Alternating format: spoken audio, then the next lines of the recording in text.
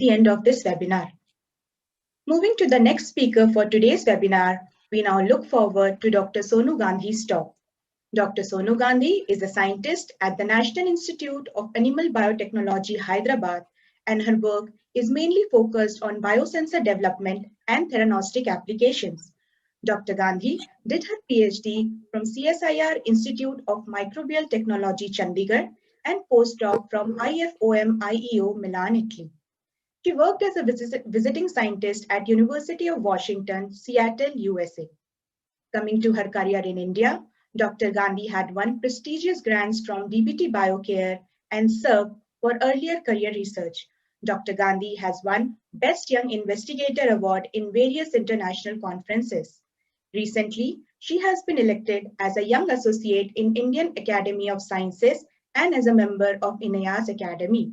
Dr. Gandhi has published 40 publications in high-impact journals, and her research has been highlighted in Nature India News and several newspaper and media.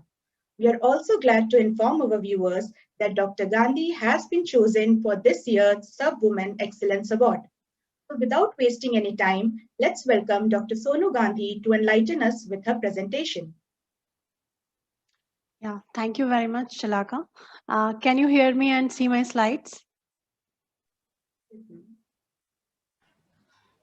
Yes, Dr. Chandu. Yeah, it's fine. Okay.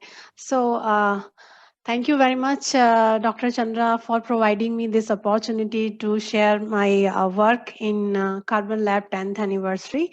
So our lab is basically working on the biosensors and on the receptor targeting. So these are the key areas where our lab is working on. So first is the diagnosis, where we are working on the quick assay development approaches, and in therapeutics, our lab is working on the receptor targeting areas. That I will discuss a bit about it in the end of the presentation. And the major area of our lab is based upon the biosensor development. In the biosensor development, we are working on ELISA-based assays, lateral flow, electrochemical, and microfluidic devices. So without wasting our time, now Dr. Mahesh explained how biosensors basically work. So this is the simplest overview of how biosensor work. So here is the bioreceptor, where we immobilize the biomolecules. And these biomolecules can be of anything like enzymes, antibodies, nucleic acids, tissues, cells, organelles, or receptors, and heavy metals also. So then you put your sample analyte, which is specific for your biomolecule. It goes and bind to these biomolecules, and then the signal transfer to the transducers. These transducers again could be anything, depend upon what kind of biosensor person would like to develop, ranging from optical, thermal, electrochemical, piezoelectric, microfluidic, and many more. And then the signal reaches to the amplifier. Once the signal reaches to the amplifier, we see the signal in the form of the graph, or else in the form of readings.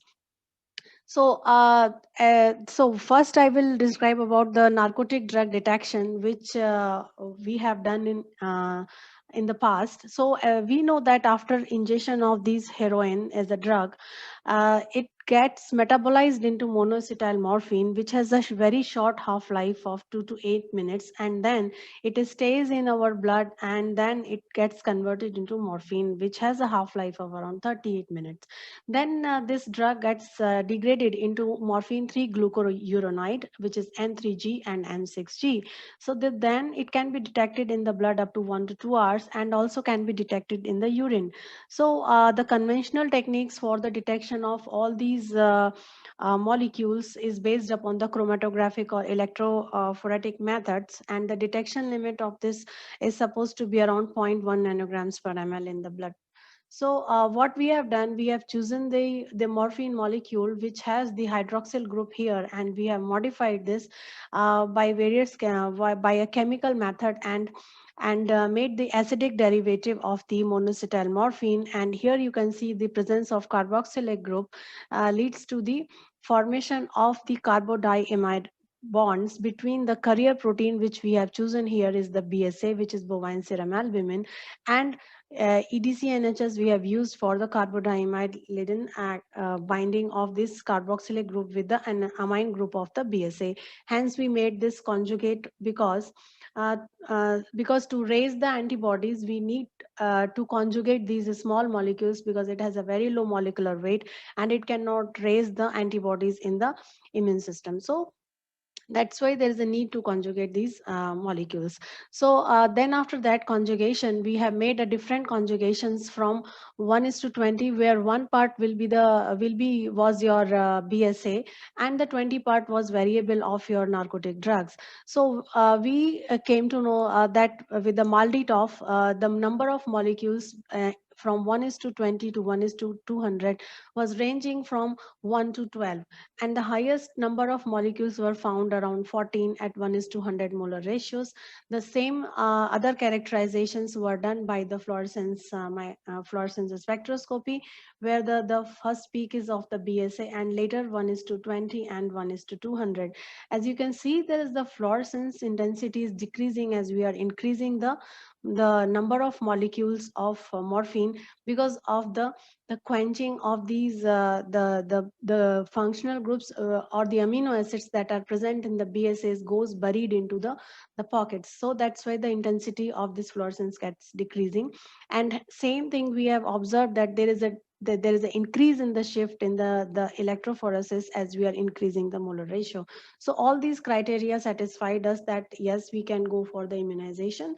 And after that, we raised the polyclonal antibodies and checked at each booster doses the specificity of these antibodies with the specific as well as non-specific or the closely related proteins such as oval albumin or the conjugate of the oval albumin with the morphine, and the KLH, which is also a carrier protein, and the conjugate of the KLH with the morphine. So we observed that in case of morphine, the most of the binding was occurring against the BSA conjugated with MAM in all three booster doses. After that, we have done the competitive fluorescence based assays and compared with the ELISA, and we observed that in case of fluorescence the intensity increased, and we were able to detect up to 0.01 nanograms per ml. The beauty of this is these antibodies are that these are the polyclonal antibodies, and the narcotic drugs which we have chosen here for the cross reactivity and specificity were the heroin, morphine, MAM, which is monoacetyl morphine, and codeine. So these were detecting quite with the similar specificity, that's why we gave the name of these antibodies as the group selective antibodies. So if these narcotic drugs are present in the body of the humans, then we can say that yes, the person has taken the drug. So then after that, what we have done, because these IgG antibodies raised in the rabbit were quite expensive and you need to bleed the animal at each time, so it is really painful, and IgG is supposed to be not to be so much stable as compared to the IgY. So what we have done, we have raised the antibodies in the chicken, and then we isolated these antibodies, and surprisingly these IgY antibodies are more stable than the IgG, as we have shown in our other papers, because of the presence of the extra CH2 domain in it. Also the quantity of the IgY during purification from one egg yolk is more than the blood you collect from the rabbit at one go. So with this aim in mind, we label the antibodies with the gold nanoparticles, and we characterize it with the UV spectra. Here we can see the shift as compared to the dark blue, which is the gold nanoparticles peak, and the pink one is the antibodies labeled with gold nanoparticles, and here is the unbound in the brown. So then we have also done the TEM to see that there is a binding and the size of the particles are correct. And then we have developed the lateral flow assay, which is very cheap and field applicable, and the limit of detection in this assay was around 10 nanograms per ml. So further moving to the field effect transistors based assays as described by Dr. Mahesh recently, we have developed the PDMS based device. This work was done in NTU Singapore. In this we have used the carbon nanotubes instead of graphene because carbon nanotubes are also known to be have a lot of advantages. It is very easy to functionalize, can come in the form of a sheets, and it has a large surface to volume ratio for functionalization reactions, and it is also electroactive species. So with this, we thought to design the liquid gated field effect transistor based detection, and we have used the different approaches to see where we are getting significant signal. So before going into that, we have done several characterization. This is the AFM on the PDMS device. This is the BSA flakes on the PDMS, and this is the carbon nanotube in this A image. And then the BSA was immobilized on the PDMS device, and we can see the spots of the protein on the PDMS device. Then further characterization was done by this fluorescence spectroscopy and the CD spectroscopy at different molar ratio to find out the optimum molar ratio of the carbon nanotube versus BSA. And some of the simulation studies were also done to know whether carboxylated CNTs plays a major role or the pristine CNT can be used. So we observed that we have to use the carboxylated CNTs to bind with the BSA more efficiently. After that, this is here is the process how we made the PDMS device by transfer printing, and the approaches that we used for making this PDMS device, that the first we immobilized the CNTs in this figure A, and we immobilized the antibodies on the CNT surface and observed the difference after floating the antigen. These antigens goes and bind to it, and we thought to do the direct monostyle morphine detection, but we can see that there is a very this is the bare device current which is coming in the black, and in the red color peak you can see that the antibodies after immobilization on the carbon nanotubes, where we were not able to see a huge difference in the current. So therefore we thought to change the strategy, because the height of this antibody from the surface was more as compared to the antigen.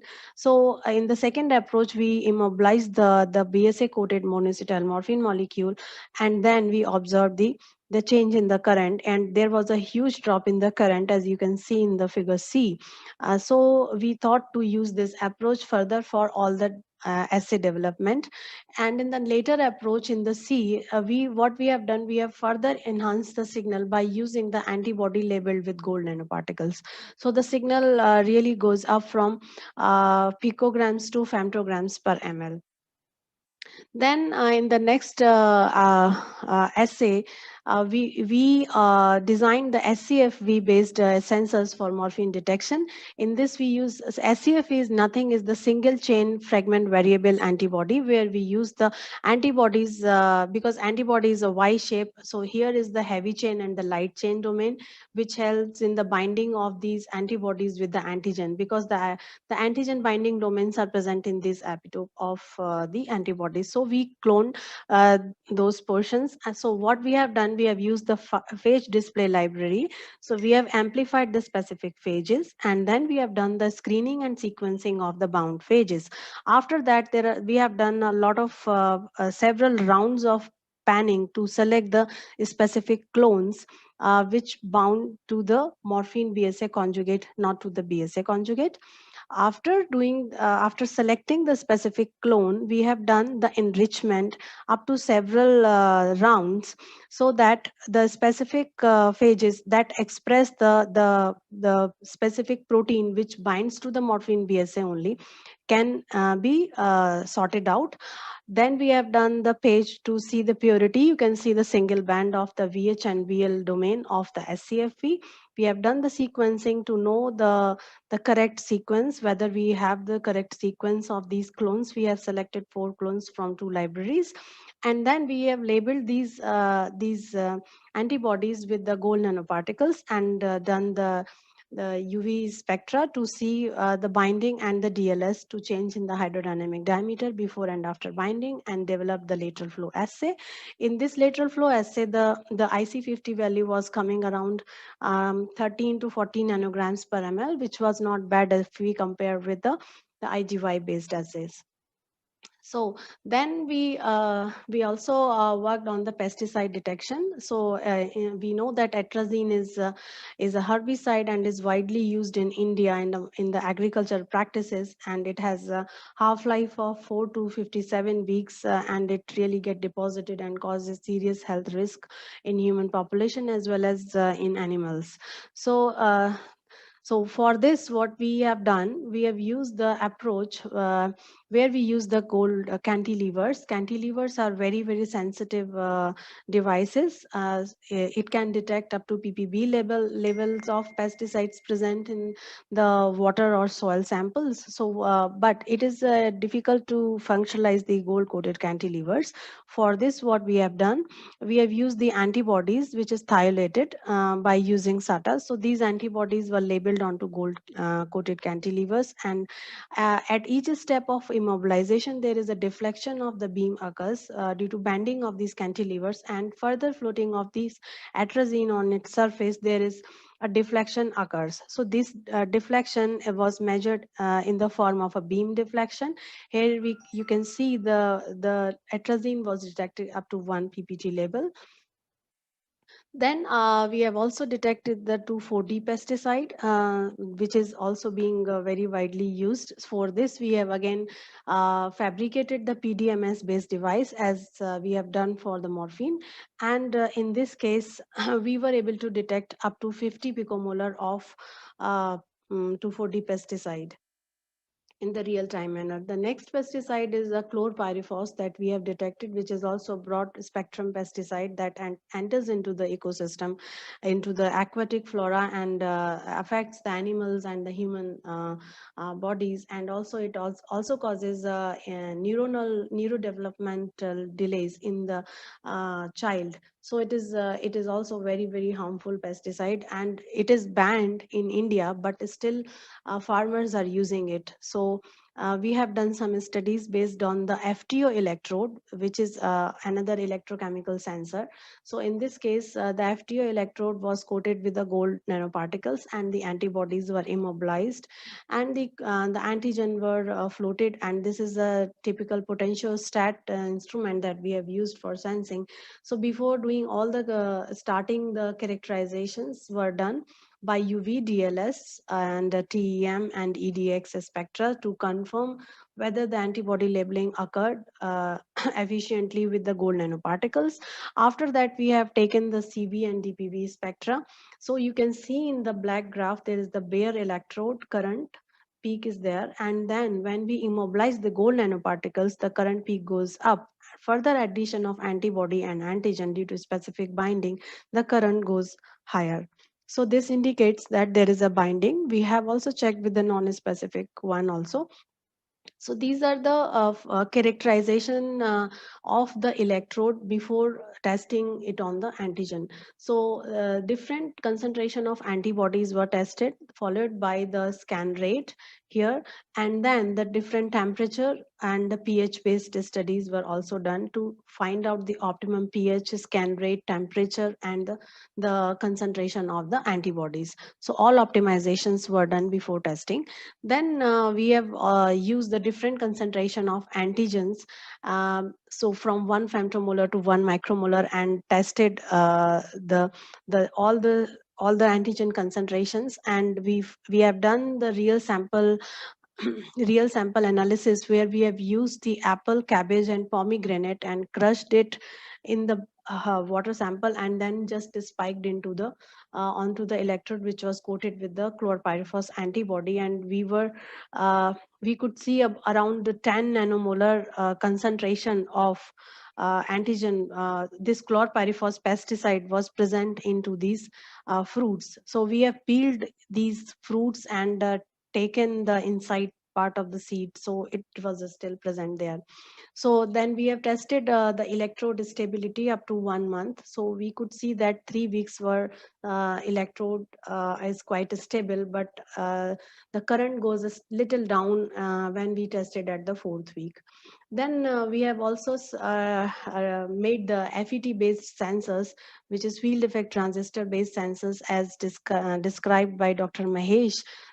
So in this, we have used the graphene, which were exfoliated on the silicon dioxide substrate, and the source and drain electrodes were created, and antibodies were immobilized, and blocking was done with the BSA, and the chlorpyrifos antigens were added onto the surface of this. Due to specificity of antigen antibodies, it gets bind to it, and the real-time sensing was done and the resistance was monitored over the period of time. So before doing the real-time sensing or the analytical performance of the sensor, we have done all the characterization based upon the UV before and after binding with graphene, and the FTIR, Raman, and the device characterization by optical and SAM images at each step of binding. Then we have raised the antibodies, and we can see up to 3rd booster, the antibody titer goes up, and we have also tested the we have optimized the electrode characteristics, whether we are getting any response after coating it with the BSA instead of the antibodies. So before doing the antibody, we have tested with the standard proteins. So we were able to see the drop in the resistance when we have added 1% BSA in phosphate buffer, and we have further tested that the signal is coming from the graphene, not from the gold. So this is the gold coated electrode on the this FET. So you can see there is no responses coming from the gold coated electrode. So the response was coming for sure from the graphene. So then we have added the different concentration. So here you can see the real time sensing where the current resistance was monitored at each concentration, and change in the resistance was recorded, and we were able to detect up to femtomolar concentration in this case. So another molecule we have tested by using the fat-based sensors was for the HIV, CTN1, and rheumatoid arthritis, because these HIV has been shown to be associated with the cardiovascular dysfunction, and CTN1 is the marker which is very well known for the CVD associated disorders. And also there are some reports that says that in case of if the person is infected with HIV, there is the symptoms that arthritis can also happen. So there are few reports on that basis. We thought to develop a sensor for detection of these 3 molecules. So this is the same approach that we have used for detection of these 3 biomolecules, and the characterization of the device was done before and after the treatment. And the response was also monitored, whether the signal is coming from the gold or the graphene, and the stability was checked, analyzed for 4 weeks. And these are the optical images of the graphene, and this is the SAM images of the same coated with the antibodies, and this is the real-time sensing. And in the case of HIV, we were able to detect up to 10 picograms per ml. And in case of CTN1, we were able to detect 100 femtograms per ml. While in case of RA, we were able to detect up to 10 femtograms per ml. So this is this was all about the electrochemical sensors. Now we talk about the magnetic nanoparticles, which are another nanomaterial. So I would describe about how we can use these nanomaterials for the targeting based studies. So we know that these nanoparticles are super paramagnetics, and the size can be controlled during the period of synthesis, and we can attach the large number of functional groups on its surface that can be used for the targeting or the diagnosis or the therapy. So the most popular technique being used by using the nanoparticles and these magnetic nanoparticles are based upon the magnetic resonance imaging, which is MRI. But there is this new technique which is emerging, which is the magnetic particle imaging, so which is known as the MPI. MPI is the new technique which can also be used in place of MRI. What happened in the MPI that it can be used for the cell tracking, implant monitoring, targeted drug delivery, or the in vivo imaging. It is like a real-time imaging modality. So it gives us the higher sensitivity and high spatial resolution, and the less background and higher contrast than the tracer which is being used in the MRI. And this this iron oxide nanoparticles are quite safe and biocompatible as a tracer if we use it. So as we know that the cancer is affecting around 7 million people worldwide. So the number is growing, was around 15 million last year. So it is growing with very, debilitating side effects is there. So it is very important to, if we can develop some quick diagnostic assay for the detection of this cancer. So for this, we thought to give some quick assay. In this process, there are several biomarkers that express during the metastasis. So one of the biomarker is known as the urokinase plasminogen activator receptor. So what happens when this UPAR or the urokinase plasminogen activator receptor overexpressed during the metastatic stage? So then it binds to the inactivated form of the UPA, which is known as the pro-UPA. So once this pro-UPA binds with the UPAR, then it gets activated into UPA, because here is the plasmin which which secretes after binding with the plasminogen and its receptor. So this plasmin comes here and cleaves this pro-UPA into UPA. Once this UPA binds with the UPAR, this vitronectin, which is the extracellular matrix protein, goes and bind to this UPAR complex. And after binding this, what happened? Another signaling events occurs, which is known as this integrin. Integrin is the receptor which is also present in the metastatic stage. So once this cascade happen, this interacts with the integrin, and the intracellular signaling starts, and also the outside ECM degradation, which is the extracellular matrix degradation, starts. So if we can block this, then we can block both the activities. So with this, what we have done, the UPAR is a protease. So in all the proteases, there is a protease recognition sites that are present. So what we have done, we have designed the activatable nanosensor, which is a peptide. So we thought to attach biotin at 5' and 3' end of the N and C terminal of this peptide, and we put the protease recognition site in the middle of this peptide. So what will happen? This is the hypothesis that we have we presented, that if we put these magnetic nanoparticles here and the specific proteins or the ligands that binds to these protease, these peptides, this biotin. So we know that biotin binds with the streptavidin, right? So this nanoparticles is here, streptavidin is here, then this biotin is present in both the ends, then this biotin will go and bind to these particles and will make the aggregation of the particles, right?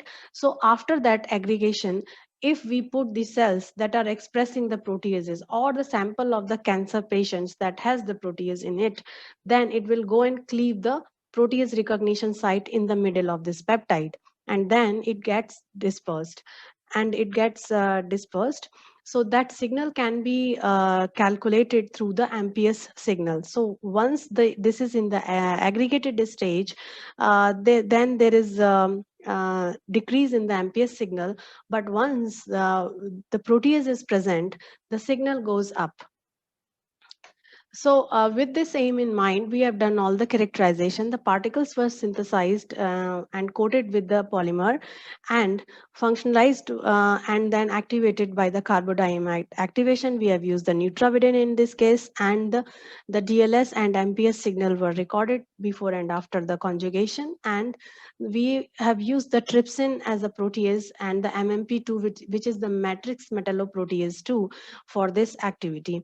So these are the DLS spectra of all. So we can see the iron oxide nanoparticles, and then in the blue peak, there is the Neutravidin coated particles. Once we add the supernatant, there is the aggregation. So, once we add these peptides to these particles, there is aggregation in the green peak, which goes from 81 to 825 that we can see with the naked eye immediately. So once you add the supernatant and incubate it, there is a decrease in the size. So it is really a quick assay, and the same MPS signal we can see, this is in the form of a graph and this is in the form of a bars. So the next we have checked the activity of MMP2 and the same results we have observed. So with this, we were able to detect the presence of protease in the sample immediately. And this is all about. And lastly, I would like to acknowledge my students, my lab members, my collaborators, and SERB, DST, INEAS, Indian Academy of Sciences, DBT, for supporting me in all this research work. And I thank Dr. Chandra again for providing me this opportunity to present my work. Thank you all.